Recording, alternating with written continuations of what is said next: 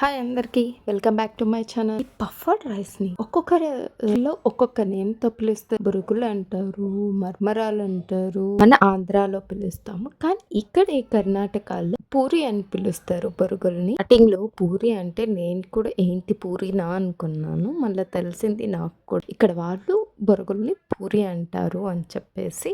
మరి మీరేమని పిలుస్తారు దీన్ని? మేమైతే బొరుగులు అని అంటాము. ఇలా ఈ బొరుగుల్ని కారం పెట్టేసుకొనేసి ఒక ఎయిర్ టైట్ డబ్బాలో మనం స్టోర్ చేసుకున్నామంటే 10 days వరకు బాగా అలానే క్రిస్పీగా టేస్టీగా ఉంటాయి. అలా ఫ్రెష్గా ఉంటాయి. ఈవినింగ్ టైంలో మనకి ఎప్పుడైనా స్పైసీగా అలా కారంగా తినాలనిపించినప్పుడు మనం ఈజీగా చేసుకోవచ్చు. అలాగే పిల్లల స్నాక్స్ బాక్స్ కూడా పెట్టచ్చు. ఇవి టమాటో, ఆనియన్, ఇంకా సేవ్ మిక్చర్ ఇలా అన్ని కలిపి కూడా మనము చాట్ లాగా కూడా ప్రిపేర్ చేసుకోవచ్చు. ఇలాంటి మరెన్నో రెసిపీస్ కోసం నా ఛానల్ని సబ్స్క్రైబ్ చేసుకోండి.